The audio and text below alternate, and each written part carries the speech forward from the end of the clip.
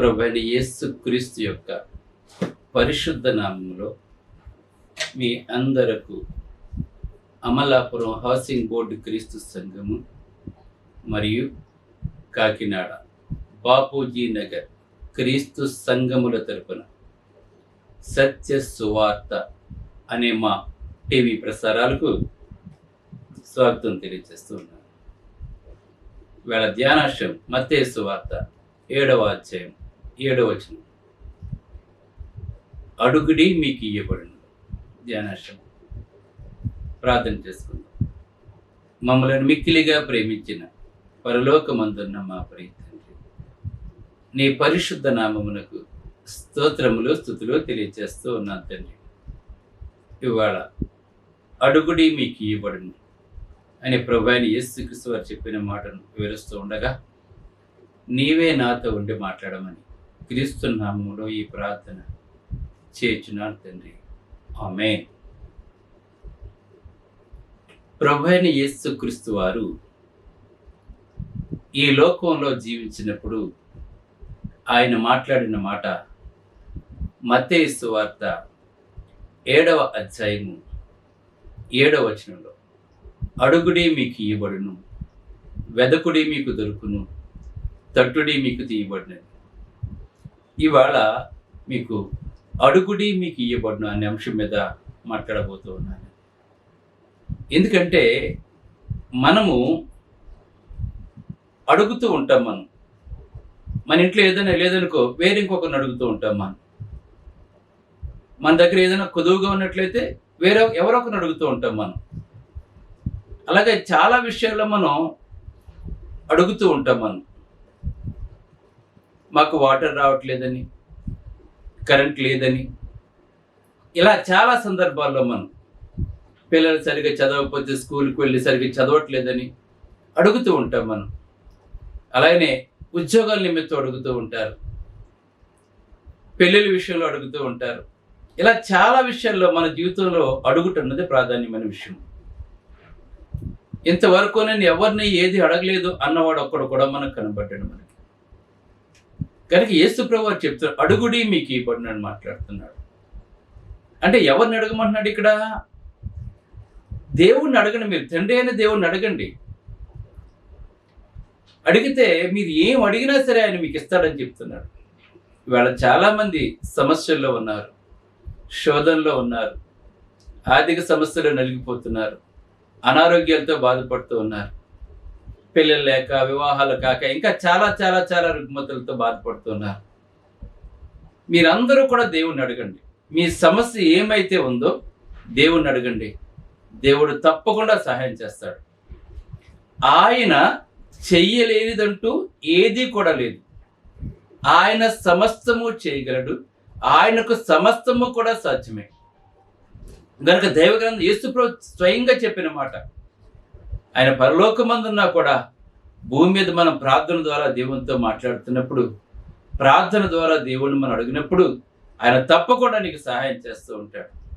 అన్న భూమి మీదే ప్రార్థన చేసింది, కానీ పరలోకంలోంచి దేవుడు విన్నాడు. ఇవాళ అనేక మంది భూమి మీద ప్రార్థన చేస్తే పరలోకం నుంచి సమాధానం వచ్చింది. మనం చూస్తున్నాం ప్రార్థన అత్యంత శక్తివంతమైన సాధనం. కనుక మీకు ఏదైనా సరే కొదువు ఉన్నట్లయితే దేవుణ్ణి అడగండి, విశ్వాసంతో అడగండి, యథార్థంతో అడగండి. తప్పకుండా దేవుడు మనకు అనుగ్రహిస్తూ ఉంటాడు. దేవుడు ఇవ్వలేనిదంటూ చేయలేనిదంటూ కూడా ఏదీ లేదని ముందు మీరు నమ్మండి. మీరు అడిగే ప్రతీది కూడా దేవుడు ఇవ్వగలడని చెప్పి, అది న్యాయమైనది అయితే, అది నీకు అవసరమైతే దేవుడు తప్పకుండా ఇచ్చి తీరుతాడు. దేవుడు అంత గొప్ప దేవుడు మన దేవుడు అండి. నువ్వు దేన్ని అడిగినా సరే దేవుడు నీకు ఇస్తాడు.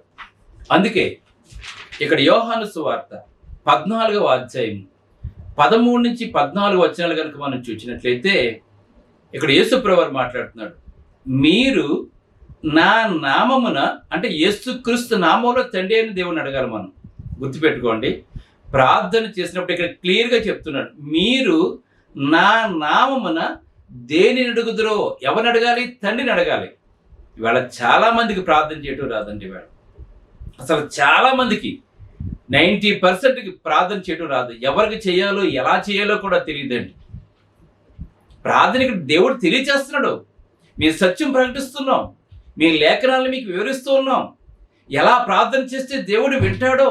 ఇప్పుడు మనం ఒక అధికారి దగ్గరికి వెళ్ళాలంటే మనం ఎవరో ఒకరి ద్వారా వెళ్ళాలి. మనం బయట గుమస్తూ ఉంటాడు, అతను పంపిస్తే డైరెక్ట్గా మనల్ని వెళ్ళనివ్వడండి మనల్ని.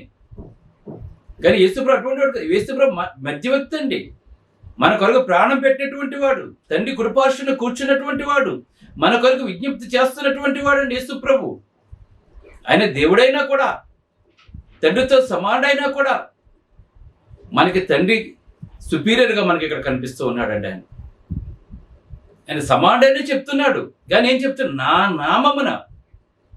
గమనించండి, మీరు ప్రార్థన చేస్తున్నప్పుడు యేసుప్రభు చెప్పిన మాట వినండి. మీరు నా నామమున దేనిని అడుగుదురో. ఎవరిని అడగాలి? ఇక్కడ మాట తండ్రి కుమారుని యందు మహిమపరచబడినట్టుగా. చూడండి ఇక్కడ, అంటే తండ్రి అయిన దేవుడైన యెహోవా కుమారుని నామమునందు మహిమపరచబడుతున్నాడు. అంటే మనము యేసుక్రీస్తు నామములో తండ్రి అయిన దేవుణ్ణి అడిగినప్పుడు కుమారుని నామం ద్వారా తండ్రికి మహిమ కలుగుతుంది.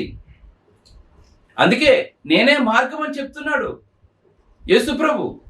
మన తండ్రి దగ్గరికి వెళ్ళాలంటే యేసుప్రభు అనే వారధి మీద మనం వెళ్ళాలి. మనం యేసుప్రభు అనే నిచ్చెన మీద నుంచి మనం వెళ్ళాలి. మనం అందుకే యోహాను సువార్తను చెప్తున్నాడు, పరలోకం తెరవబడుతుంది, మనిషి కుమారుని పైగా దేవదూతలు ఎక్కి వెళ్తుంటారని చెప్పి మాట్లాడుతున్నాడండి అక్కడ. అంటే మనిషి కుమారుడని నిచ్చెన మీద నుంచి మనం తండ్రి దగ్గరికి వెళ్తున్నాం. మనం భూమి మీద నుంచి పరలోకి వెళ్తున్నాం. మనం భూమి మీద నుంచి పరలోకానికి నిచ్చెనవే ఎవరంటే మన ప్రభు అయిన యేసుక్రీస్తు వారు.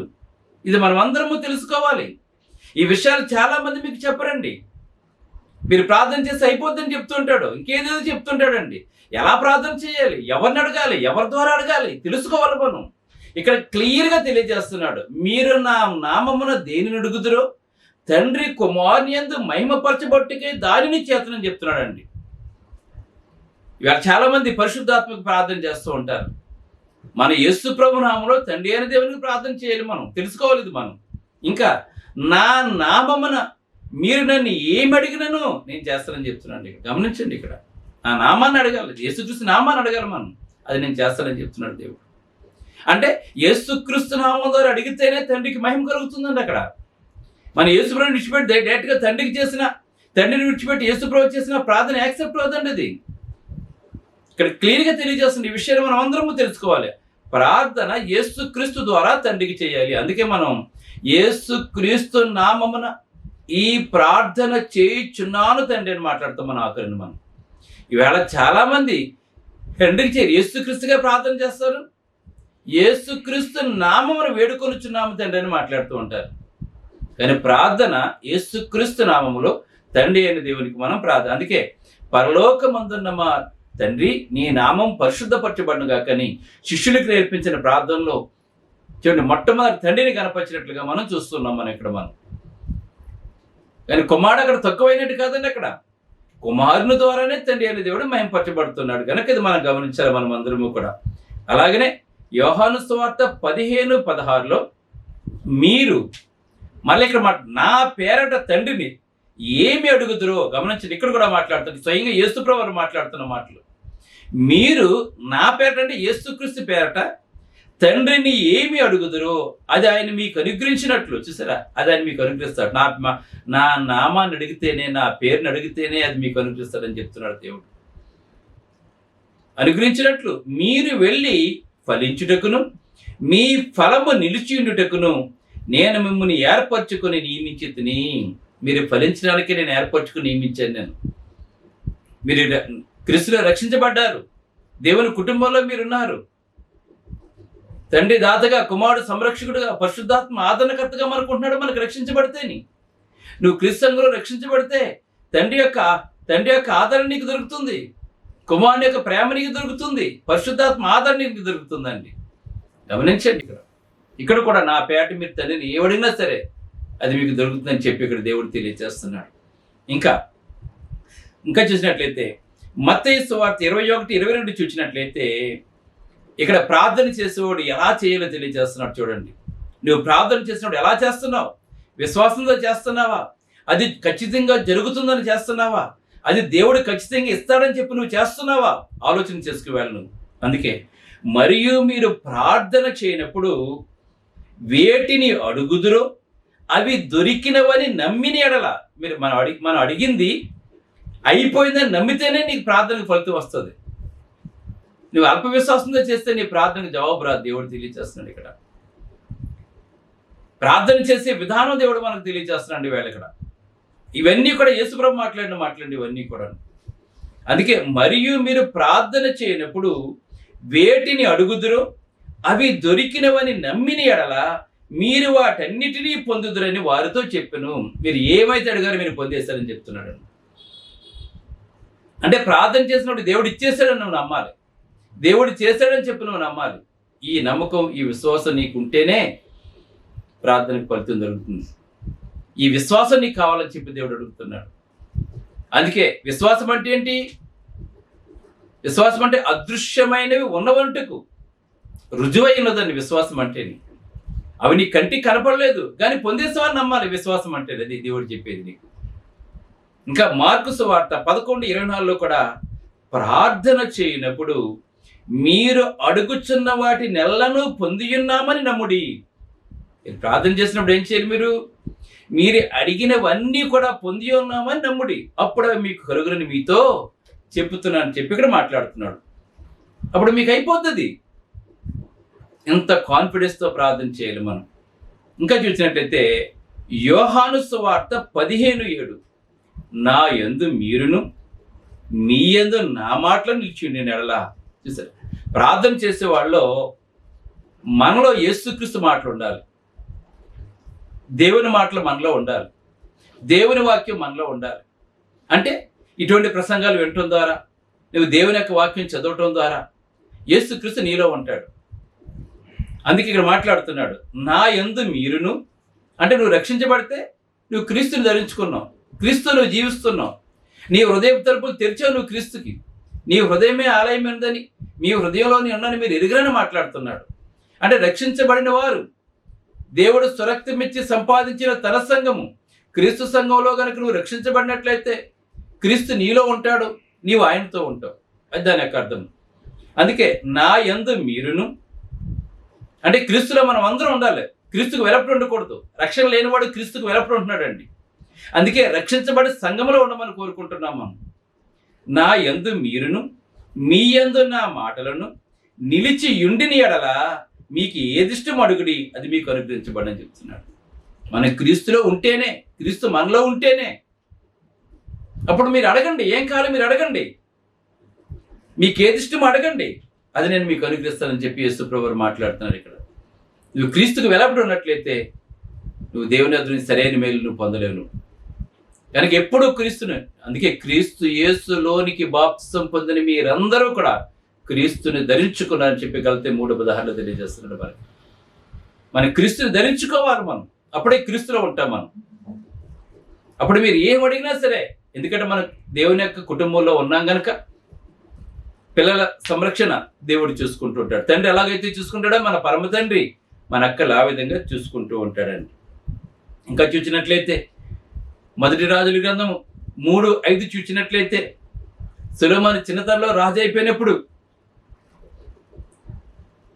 దావీదుని బట్టి దేవుడు గిబియోనులో యెహోవా రాత్రి వేళ స్వప్నమందు సొలొమోనుకు ప్రత్యక్షం. అప్పట్లో అలా ఉండేదండి, ఇప్పుడు మనం డైరెక్ట్గా జరగట్లేదండి. ఇప్పుడు నాకు దేవుడు నాతో మాట్లాడాడు, దేవుడు నేను చూసినట్టే వాడు అబద్ధ బోధకుడండి వాడు. ఇప్పుడు దేవుడు ఎవరితోటి మాట్లాడట్లేదండి, ఎవరికి కనిపించడం లేదండి. ఆయన ఏ దర్శనం కూడా ఆయన ఇవ్వటం లేదండి. ఎందుకంటే పూర్వం పితరులతోనూ ప్రవక్తలతోనూ నానా సమయములలో నానా విధములుగా మాట్లాడిన దేవుడు ఈ దినముల అంతమంది కుమారుని ద్వారా మనతో మాట్లాడుతున్నాడు. ఎబ్రీ 11:1 తెలియజేస్తున్నాడండి. ఇప్పుడు ఎలా మాట్లాడుతున్నాడు? ఎబ్రీ 1:1 అనుకుంటా, చూడండి సరే. ఏం చెప్తున్నాడు? పూర్వము పితరులతో మాట్లాడాడు, ప్రవక్తలతో మాట్లాడిన దేవుడు ఈ దినముల అంతమంది కుమారుని ద్వారా మనతో మాట్లాడు, యేసు ప్రభు ద్వారానే మనతో మాట్లాడుతున్నాడు. ఇంకా డైరెక్ట్గా ప్రత్యక్షతలు లేవండి. ఇప్పుడు ఇంకా డైరెక్ట్గా ఎవరితోటి మాట్లాడండి. వేళ స్వప్నాల ద్వారా మాట్లాడట్లేదు, డైరెక్ట్గా మాట్లాడట్లేదండి.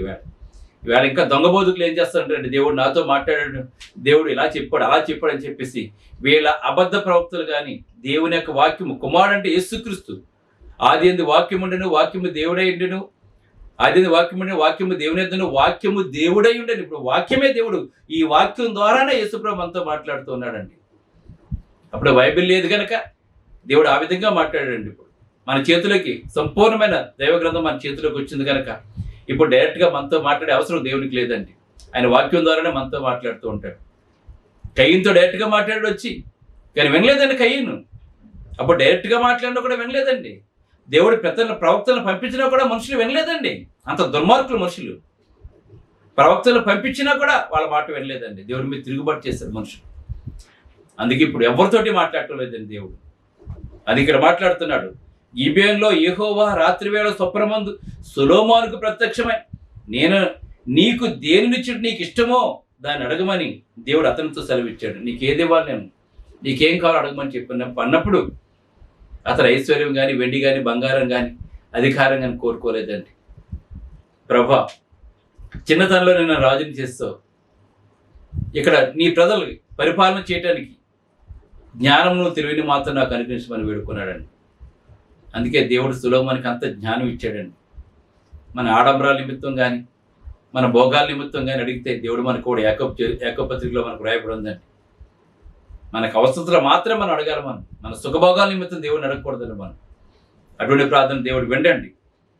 దేవుడు మనకు తెలియచేస్తున్నాడు మనకి. అలాగనే మత్తయి సువార్త 18:19 చూసినట్లయితే, మరియు ఇద్దరు తాము వేడుకొని దేనిని గూర్చైనను, మన భూమి మీద ఇద్దరు మనుషులు కలిసి ప్రార్థన చేస్తాం అనుకోండి, అంటే ఒకరికంటే ఎక్కువ చేసిన ప్రార్థన బహుబలమైనది. అందుకే సంఘంలో చేసిన ప్రార్థన ఇంకా బలమైందండి. ఎందుకంటే ఎక్కువ మంది ఉంటారు కనుక అందరూ ఆమెన్ అంటాం కనుక మనం ఒక సమస్య గురించి అందరూ మనం ఆమెన్ అంటున్నాం మనం. అందుకే మరియు మీలో ఇద్దరు తాము వేడుకొని దేని గూర్చైనను, అంటే దేని గూర్చైనా సరే ఇద్దరు మనుషులు ఏకీభించి అడిగినట్లయితే, భూమి మీద ఏకీభవించిన ఎట్లా అవి పరలోకమందున నా తండ్రి వలన వారికి దొరుకునని మీతో చెప్పుచున్నాను. అంటే భూమి మీద ఇద్దరు మనుషులు ఏకీభించి ఒక విషయం గురించి మాట్లాడినట్లయితే, ప్రార్థన చేసినట్లయితే, నా తండ్రి వల్ల అది మీకు దొరుకుతుందని చెప్పి మాట్లాడుతున్నాడు అండి. తండ్రి అయిన దేవుడు వాటిని అనుగ్రహిస్తారని చెప్పి ఇక్కడ మనతో మాట్లాడుతున్నాడు దేవుడు. అలాగనే ప్రార్థన చేసినప్పుడు కూడా ఒకసారి ప్రార్థన చేసి వదిలిపెట్టేయకూడదని మనం ఏం చేస్తుంటే ఒకసారి చేసి వదిలేస్తాం అంతే. మన ఓపిక తక్కువ, మనకి పేషెన్స్ బాగా తక్కువ మనం. అయితే దేవుడు చెప్తున్నాడు లోకాసు వార్త 18:1, వారు విసుకక నిత్యము ప్రార్థన చేయుచుండ వల్లని. మనం ఎప్పుడు కూడా విసుకకుండా నిత్యము ప్రార్థన చేస్తున్నారు. మనం ఒక పనిని అడిగినప్పుడు అది పూర్తయ్యే వరకు కూడా మనం అడుగుతూనే ఉండాలి. మనం దేవుడిని విసిగించేయాలి. మనం విసిగిపోకూడదు, దేవుని విసిగించేయాలండి. ఇక్కడ మనకు ఉదాహరణ కూడా తెలియజేస్తూ ఉన్నాడు. ఒక పేద విధవరాలు ఒక సమస్య నిమిత్తం రాజుగారి దగ్గరికి వచ్చినప్పుడు, రాజుగారు మొండివాడై ఉండి మనుషులు ఎవరిని కూడా లెక్క పెట్టిన వాడండి అతను. దేవుణ్ణి కూడా లక్ష్య పట్టినటువంటి వాడండి అతను. ఆ ముసలిది వచ్చినప్పుడు ఒక వారం పోయిన తర్వాత రమ్మన్నాడు, మరలా వెళ్ళింది. మరలా 10 రోజులతో పోయిన తర్వాత రమ్మన్నాడు, మరలా వెళ్ళింది. మరలా నెలపోయిన తర్వాత రమ్మన్నాడు, మరలా వెళ్ళింది. అప్పుడు అతను అనుకున్నాడండి, నేను ఎవరికి కూడా నేను భయపడి, నేను ఎవరి మాట కూడా నేను విన్నేను, అయినా సరే నన్ను ఈ ముసలి, ఈ విధవరాలు ఎందుకు నన్ను అస్తమానం విసిగిస్తుంది, నన్ను నేను రమ్మన్నప్పుడల్లా వచ్చేస్తుంది, ఆ సమస్య తీర్చేస్తే పోదు కదా, మళ్ళీ రాదు కదా అని చెప్పి అనుకుని అతను అంత కఠినుడైనా కూడా తన యొక్క సమస్యను తీర్చి పంపించాడు. మరి మన దేవుడు అటువంటి కఠినుడు కాదు కదా, ప్రేమమయుడు కదా, మన ప్రేమించేవాడు కదా, మన ఎట్లా కృప చూపించేవాడు కదా, మన మీద కోపం వచ్చిన రాత్రి కోపం వచ్చిన ఉదయానికి సంతోషం కలగజేసే దేవుడు కదా. కనుక మనం ఏదైనా అడిగినప్పుడు అది పొందే వరకు ప్రార్థన చేస్తూనే ఉండాలి. అబ్రహాం తన కుమారుని గురించి 29 సంవత్సరాలు ప్రార్థన చేశాడండి. అతను 29 సంవత్సరాల తర్వాత కానీ దేవుడు ఇవ్వలేదని. మనం కూడా ఏదైనా అడిగినప్పుడు అది 20 సంవత్సరాలు 30 ఎన్ని సంవత్సరాలు కానివ్వండి, అడుగుడి మీకు ఈడని చెప్పాడు కనుక, తండ్రి నువ్వు అటు చెప్పావు, తండ్రి నువ్వు అడుగుడి మీకు ఇవ్వండి అని చెప్పావు, నా నామంలో తండ్రిని అడగమని చెప్పావు, నువ్వు అడుగుతున్నాం ప్రభా, నువ్వు అడగమన్నావు కనుక మేము అడుగుతున్నాం తండ్రి, ఇది మాకు అక్కర కనుక తండ్రి మేము అడుగుతున్నాం ప్రభా అని కృతజ్ఞతాపూర్వకంగా ఎలాగ విజ్ఞాపన రూపంలో అడగాలి. మనం దేవుడిని ఖండించే అది చేసి ఇచ్చేసి కొంతమంది ప్రార్థన చేస్తుంటారు, దిగిపో చేసేయి అని ఇలా కేకలే సరిచేయకూడదండి. దేవుని డిమాండ్ చేయకూడదు. మనం దేవుడికి ఎప్పుడూ లోపడాలి, మనం సాగిలపడాలి, మనం తగ్గించుకోవాలి, మనం దేవుని దగ్గర మనం వినయ భయభక్తులతో దేవుని దగ్గర జీవించాలి. మనం దేవుణ్ణి ఆజ్ఞాపించకూడదండి, రిక్వెస్ట్ చేయాలి, బ్రతిమాలుకోవాలి, కృతజ్ఞతాపూర్వకంగా అడగాలండి. మనం ఒక అధికారి దగ్గరికి వెళ్ళినప్పుడు ఎలా అడుగుతాం? మనం ఆయన ప్రపంచాన్ని నిర్మించినటువంటి వాడు, ప్రపంచాన్ని పాలిస్తున్నటువంటి వాడు. ఎంత వినయము, ఎంత గౌరవము. కనుక విసుగుగా ప్రార్థన చేసినట్లయితే దేవుడు తప్పకుండా నీకు సహాయం చేస్తాడు. అందుకే ఇర్మియా 33:3 మాట్లాడుతున్నాడు, నాకు మొర్ర పెట్టుము నేను నీకు ఉత్తరం ఇస్తాను మాట్లాడుతున్నాడు. ఆయనకి మొరపెట్టు, నువ్వు నీకేం కావాల్సిన మనుషులు ఆశ్రయించు. వాళ్ళ ప్రేమ శాస్త్రం కాదండి, కొద్ది రోజులు ఉంటుంది, కొద్ది రోజులు పోతుంది మనుషులు. కానీ దేవుడు నిన్న నేడు నిరంతరము ఏకరీతిగా ఉన్నటువంటి వాడండి, సమస్తము చేయగలిగినటువంటి వాడు. మనం మనుషుల దగ్గరికి వెళ్ళి అడిగితే వాడు చేయగలిగి ఉండి కూడా చేయనని చెప్తాడు, వాడు లేదని చెప్తాడు, రేపు బ్రహ్మని చెప్తాడు వాడు. కానీ దేవుడు అటువంటి వాడు కాదండి. నువ్వు యథార్థవంతుడు అయితే, నువ్వు విశ్వాసంతో ప్రార్థన చేస్తే, అది జరిగిందని చెప్పి ప్రార్థన చేసినట్లయితే తప్పకుండా దేవుడు నీకు సహాయం చేస్తాడు. అందుకే మీ ఇక్కడ నాకు మొర్రపెట్టుము నేను నీకు ఉత్తరం ఇస్తానని చెప్తున్నాడు. ఇంకా 145వ కీర్తన 18-19 చూసినట్లయితే, తనకు మొర్రపెట్టు వారందరికీ, ఒకరికే కాదండి, ఎంతమంది అయితే ప్రపంచంలో దేవునికి మొరపెడతారో వారందరికీ క్రీస్తు నా యందు మీరును మీ యందు నా మాటలు నిలిచి మీకు ఏది ఇష్టం అడగమన్నాడు కనుక క్రీస్తులో నిలిచి ఉన్న వారందరికీ కూడా, తనకు నిజముగా మొర్రపెట్టు వారందరికీ కూడా యెహోవా సమీపంగా ఉన్నాడండి. మన దూరంగా లేడు మన దేవుడు అండి, సమీపంగా ఉన్నాడు. తన యందు భయభక్తుల గలవారి కోరిక ఆయన నెరవేర్చుతాడు, వారి మొర్ర ఆలకించి వారిని రక్షిస్తానని చెప్పి ఇక్కడ దేవుడు తెలియజేస్తున్నాడు. ఇవన్నీ ఇవ్వాలంటే ముందు మనం ఏం చేయాలో తెలుసా? మత్తయి సువార్త 6:33లో మొదట ఆయన నీతిని, ఆయన రాజ్యాన్ని వెతకాలి ఫస్ట్, అప్పుడు మిగిలిన ఇస్తారు మనకి. నీతి అంటే క్రీస్తు, రాజ్యం అంటే సంఘమును రక్షించబడి క్రీస్తు సంఘ సభ్యుడిగా నీవు ఉండాలి. అప్పుడు నువ్వు ఏమడిగినా సరే ఆయన దేవుడు నీకు ఇస్తాడు. అలాగే మత్తయి 7:8లో అడుగు ప్రతివాడును పొందుతాడండి. గమనించండి, నువ్వు అడిగావా ఖచ్చితంగా పొందుతావు అని చెప్పి మాట్లాడుతున్నాడు. అందుకే హెబ్రీ 11:6లో విశ్వాసము లేకుండా దేవునికి ఇష్టడేంటి అసాధ్యము. అందుకే దేవుని యొద్దకు వచ్చేవాడు ఆయన ఉన్నాడని, ఫలము దయచేయవాడను నమ్మాలని చెప్పి ఇక్కడ ఖచ్చితంగా తెలియజేస్తాడు. ఆయన దగ్గరికి వచ్చాడంటే ఏం చేయాలి? విశ్వాసంతో రావాలి, ఆయన ఫలము దయచేవాడని చెప్పి నమ్మాలి, తప్పకుండా చేస్తాడు. అలాగనే యోహాను రాసిన మొదటి పత్రిక 5వ అధ్యాయం 14-15 చూసినట్లయితే, మనమేమి అడిగినను ఆయన మన మనవి ఆలకించులని మనం ఎరిగిన ఎట్లా మనము ఆయనను వేడుకొన్నవి మనకు కలిగినవని ఎరుగుదామని చెప్పి మాట్లాడుతున్నాండి ఇక్కడ ప్రభువైన యేసుక్రీస్తు శిష్యులు. కనుక అడుగుడి మీకు ఇవ్వబడుతుంది. ఎలా అడగాలో, ఎలా ప్రార్థన చేయాలో చెప్పాను. కనుక మీరందరూ కూడా ఈ సూత్రాన్ని కనుక పాటించినట్లయితే దేవుని యొద్ద నుంచి అత్యధికమైన విజయాలు మీరు పొందగలుగుతారు. ముందు క్రీస్తులో రక్షించబడండి, ఆయన ధరించుకోండి, దేవుణ్ణి అడగండి, ప్రార్థన చేసుకోండి. పరలోకమందున్న మా ప్రియ తండ్రి, పరిశుద్ధుడాన్ని, పరిశుద్ధ నామమునకు స్తోత్రాలు తండ్రి. ఒక చక్కటి వర్తమానం ప్రభు, అడుగుడి మీకు ఇవ్వబడుతుంది. ఎలా అడగాలో ఇవాళ మేము తెలుసుకున్నాం ప్రభు. కనుక నాయన కాకినాడ, అమలాపురం, రంగాపురంలో తలాలకొని చచ్చిపోయి నిర్మించుకోవాలి తండ్రి. ఇంకా అనేక జిల్లాల్లో నీ సేవ చేయాలి ప్రభు. ప్రతి నెల 100 మంది ప్రీచర్స్తో ఫెలోషిప్ పెట్టాలి తండ్రి. అనేక మంది పేదవారికి సహాయం చేయాలి ప్రభు. ఇది మా ఆలోచన తండ్రి, నీ సన్నిధిగా అప్పగిస్తుండేది మా ప్రార్థన దయతో అంగీకరించి, అలాగనే తండ్రి మా అంతటి మేము ఏమి చేయలేదు, నీ కృపల సమస్యలు చేయగలరు కనుక నీ గుప్పులు ఇప్పి ఆశీర్వదించుకో తండ్రి. నీకు ఇష్టం ఉంది ఏది మాలో లేకుండా చేసి ప్రభు. అలాగనే ప్రార్థన ద్వారా మేము పొందినప్పుడు వెంటనే మళ్ళీ నీకు కృతజ్ఞతాతులు చెల్లించాలి తండ్రి. అలా చెల్లించకపోతే తండ్రి నువ్వు అంగీకరించవు కనుక ప్రార్థన ద్వారా పొందిన వెంటనే ప్రతి ఒక్కరూ కూడా నీకు కృతజ్ఞతలు తెలియజేసి నేను గణపరిచే కృపను తెచ్చమని, ఇంకా అనేకమైన సత్యమైన సంగతులు చెప్పండి, నీ ఆత్మతో నింపమని క్రీస్తుని వేడుకొంచున్నా తండ్రి. ఆమేన్. మీ అందరికీ వందనములు. బ్రదర్ జార్జ్ రాజు వారా, church of Christ, housing board, Amalapuram, near KIMS medical college, Konaseema district 523201. Mobile number 9848730355, 929331747. Email ID georgerajuvara@gmail.com. Website www.helpingforpoor.com.